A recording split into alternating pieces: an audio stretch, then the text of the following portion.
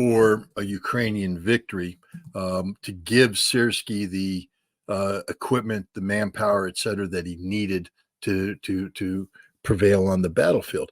Syrskyi has a mixed record. In 2014, he was the commander of the Ukrainian army. The Battle of, I'm going to butcher this, but Deboltseve or something of this nature in northern Donetsk, near the Donetsk-Lugansk border. Basically, a couple thousand Ukrainian soldiers got surrounded by the Russians in early 2015, late 2014, early 2015. Vladimir Putin has talked about this battle, and he said that the biggest mistake he made was not terminating the Ukrainian army at that point in time. He said we could have done it. We had them. All we had to do is just finish the job, kill them all, and that would have been the end of the Ukrainian army, and that would have been the end of the problem of Donetsk and Lugansk. It would have solved itself. But France and Germany intervened. Hollande, the president of France, Merkel, the chancellor of Germany, came in and begged Putin not to allow this slaughter to take place. And so thus was born Minsk II. And Putin says he regrets this because the West clearly wasn't negotiating good faith. As Merkel and Hollande admit today, there was a sham. They were just buying time to rebuild the Ukrainian army to get the in position to finish the job on Ukrainian terms. But Syrskyi was the commander there, and he got a reputation for being very aggressive and getting the Ukrainian armies, butt in a sling. He was too aggressive. Syrskyi was the ground commander for the defense of Kiev. I'm not going to denigrate him. He, clearly the Russians didn't take Kiev. I don't think Russians were trying to take Kiev. Russia was doing a political maneuver trying to get Ukraine to the negotiation table. So Syrskyi's accomplishments in Kiev, have to be taken with a grain of salt. Russia wasn't pushed back from Kiev. Russia voluntarily withdrew from Kiev as part of the terms of the discussion. Putin mentioned this in the interview. Syrskyi also was in command of the Kharkov offensive in the summer and fall of 2022, after the Ukrainian army had been rebuilt with $48 billion of U.S. Lend-Lease money, equipment, European equipment. And the Russian army had, again, withdrawn from large swaths of territory, and over 50% of their forces in the Kharkov region had likewise withdrawn to Russia for refitting. So the Ukrainians attacked. Maybe the Russians should have been better prepared, but Syrskyi was able to push the Russians out of Kharkov to their current defensive positions. But in doing so, he lost a lot of men. That 60,000 man army that NATO had built up was eviscerated, and they had to build the army up again. And then Syrskyi engaged in Bakhmut. Many people were saying, "Hey, just give the Russians Bakhmut, pull back to the high ground, and dig in and save these lives. We need these lives for the summer counteroffensive." The summer counteroffensive wasn't supposed to be 90,000, supposed to be at 160,000 troops, but 70,000 of them got butchered in Bakhmut by Syrskyi, both the defense of Bakhmut and then once Bakhmut fell, the continuous attacks to try and recapture it that cost tens of thousands of Ukrainian lives. Syrskyi's responsible for that, and Syrskyi, of course, was the ground forces commander for the failed counteroffensive. The name Butcher comes because he's very aggressive, and he doesn't shy away from throwing away life.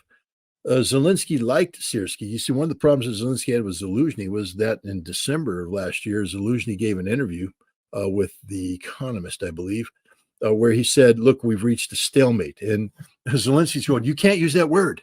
It doesn't matter what reality is. My job is to go out and get nations to give us equipment, and they're only going to give us equipment if they think that by doing so we can fulfill their fantasy of strategically defeating Russia, which requires us to be aggressive on the battlefield to inflict harm on Russia, so Russia suffers losses, so that there can be a political collapse of the Putin government. We need to be aggressive, aggressive, aggressive."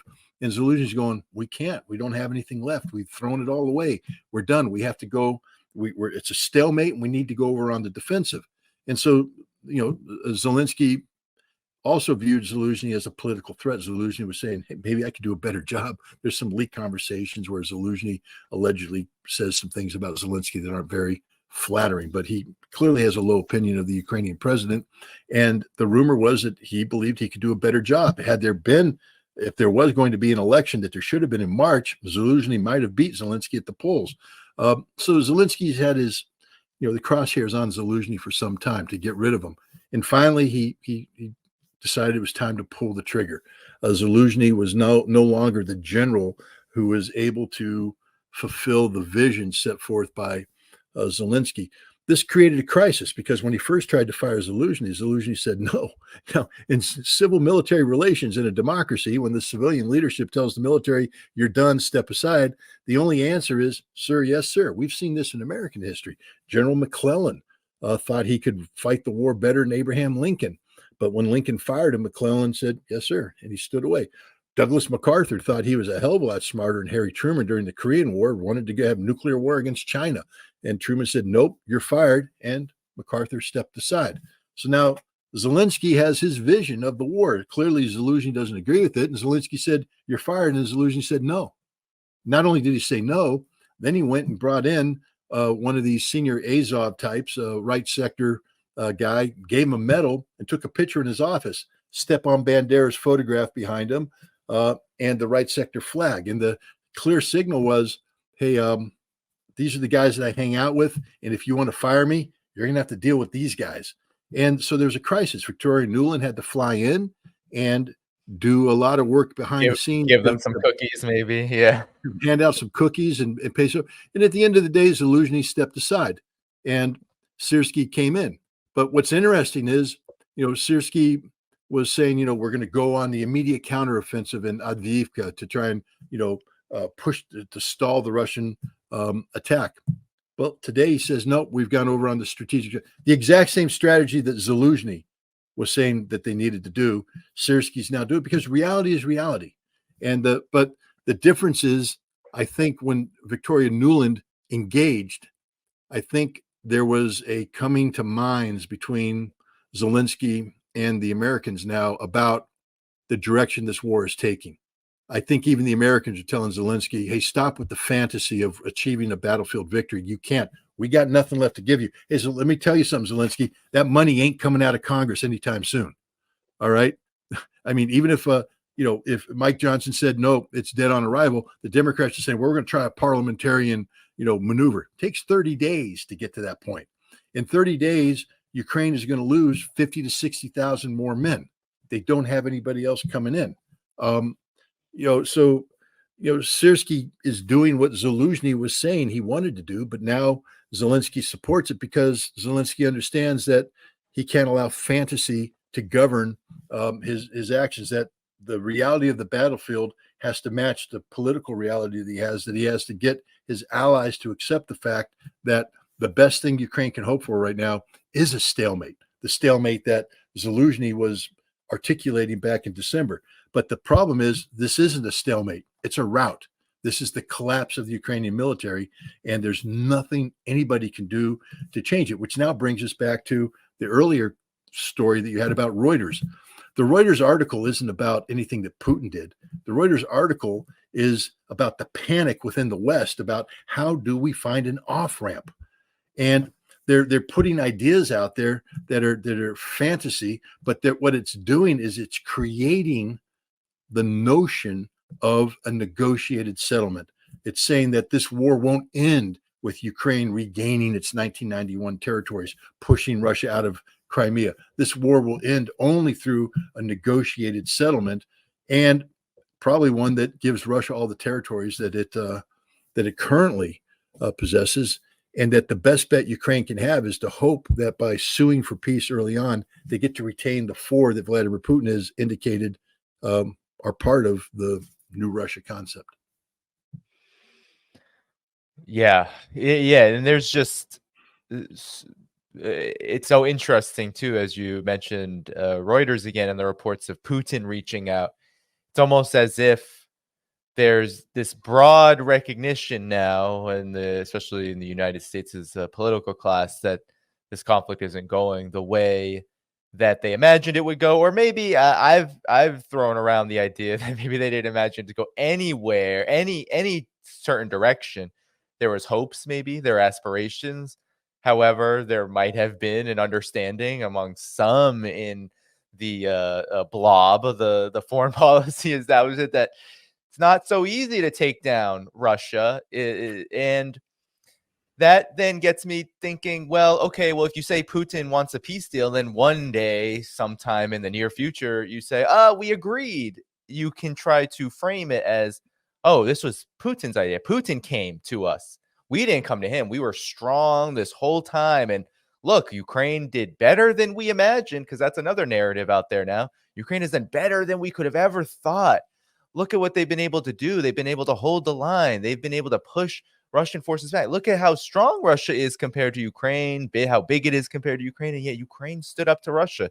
That's another big narrative. So, on the other hand, though, you also have, various Western media publications, I believe Business Insider, the latest, saying things are really bad for Ukraine, and there really is no ceasefire or peace deal or anything in sight.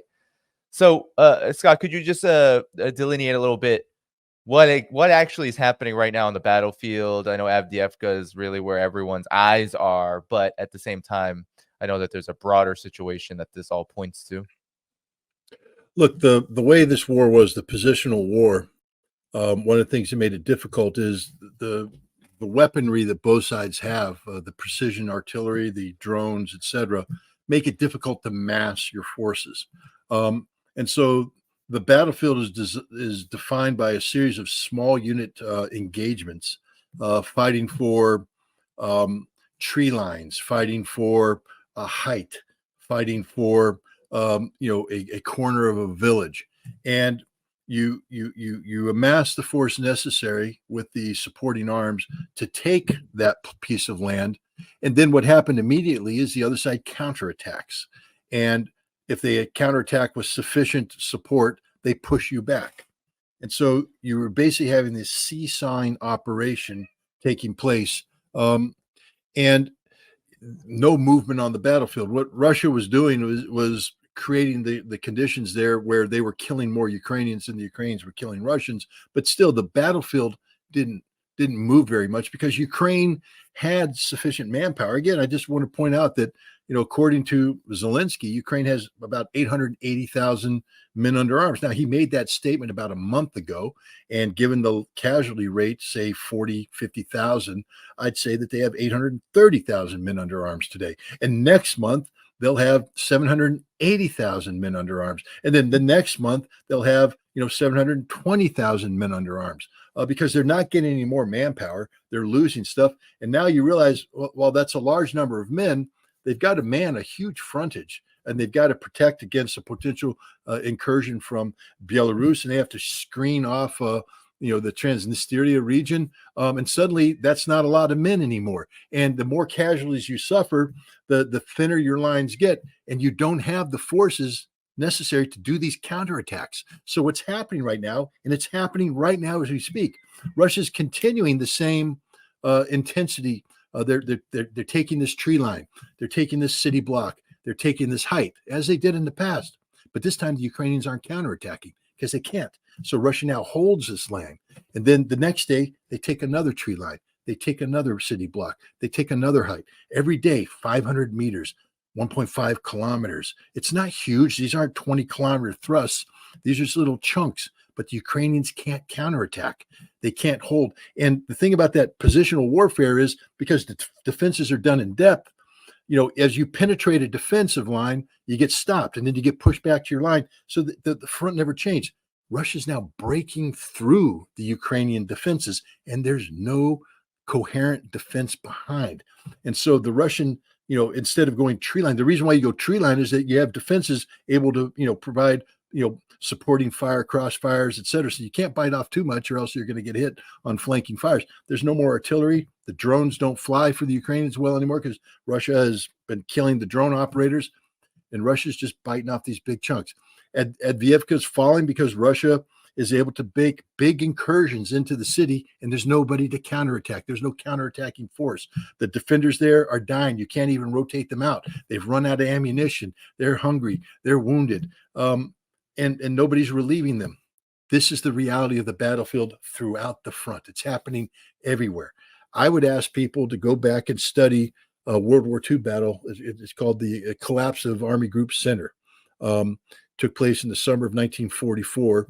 German Army Group Center, huge group of forces defending the central front on the Eastern Front, and the Russians launched a counterattack or launched an attack. And the Germans, of course, very effective defenders, are starting to defend, but they didn't have the troops to counterattack, to push back. And eventually the Russians broke them down and the front just collapsed. And that's what we're getting to right now. And you hear the panic in everybody's voice because everybody sees it in the West. They're going, holy cow, the Ukrainians are becoming so thin that the Russians are going to come through and there's going to be nothing left to stop them. And at that point in time, Russia pushes up the Dnieper River. Remember Vladimir Putin's his speech about history. The left bank is Russia, and that's what's going to happen. Yeah, and many have made predictions that 2025, I believe there's a goal on the Russian side that 2025, this will have been resolved in some form or another.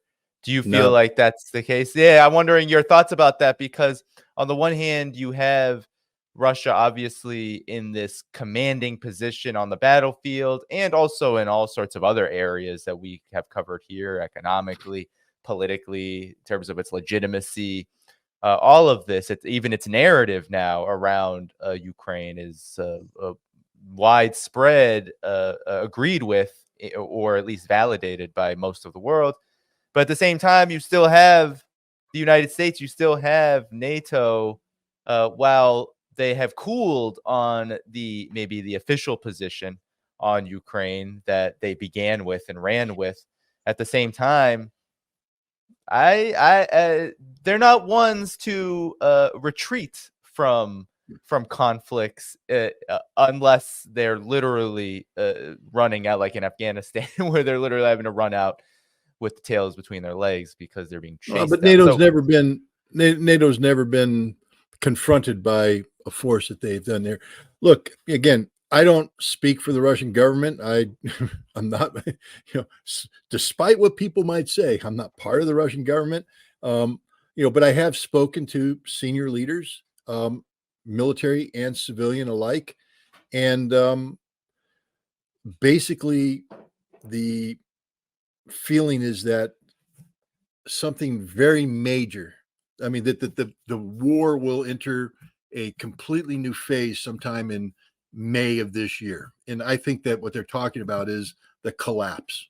And that between May and September, the Russians will make very huge advances, seizing Odessa, Mykolaiv, Dnipropetrovsk, Kharkov, and that by September, October, this thing's over.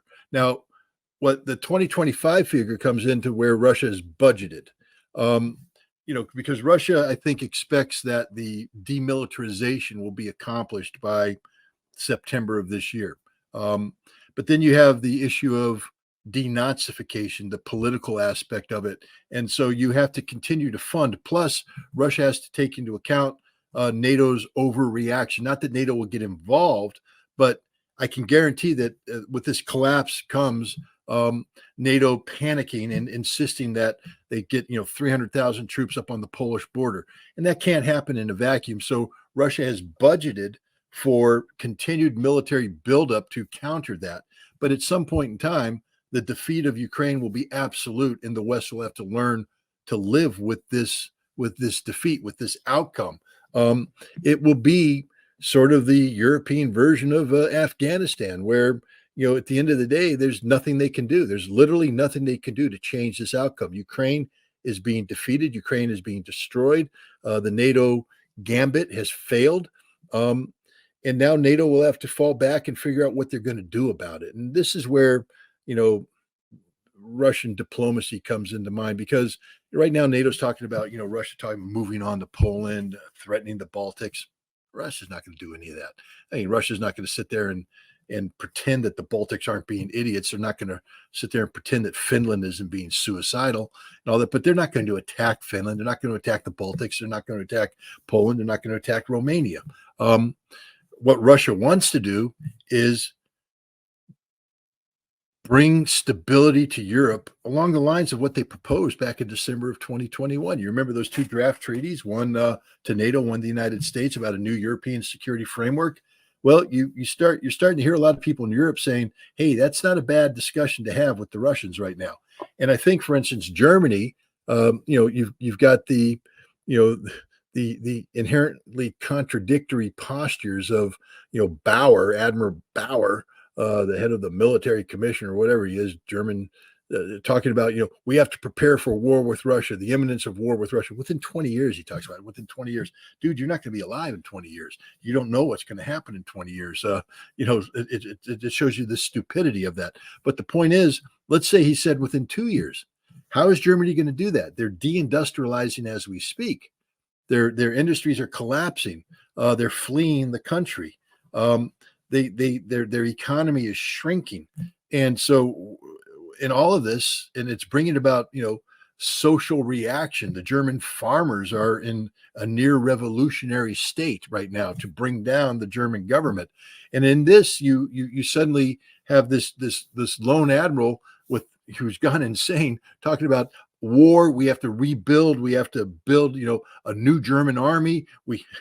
With patriotic Germans. There are no patriotic Germans, dude. They don't care. They don't share your fantasy. There's Germans aren't running around with the German flag on their shoulder anymore. They're not signing up to join your army or your navy or your air force.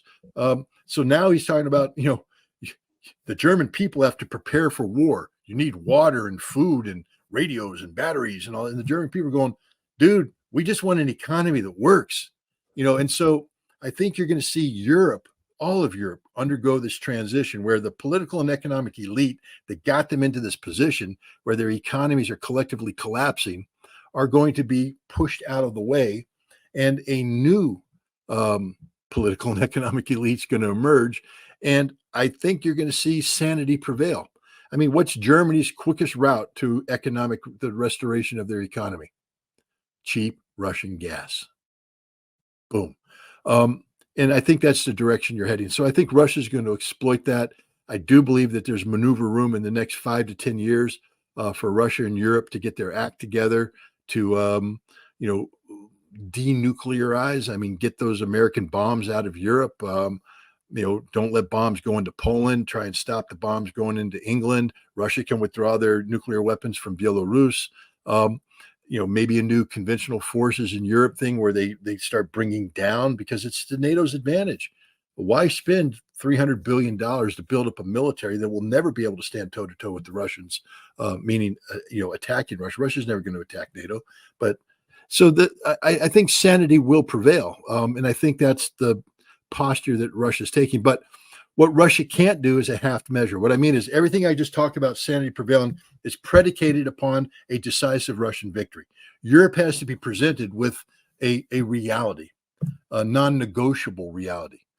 What you see with all of these wishful thinking musings in the media is, for instance, a lot of people are saying we want a stalemate. Well, what's a stalemate?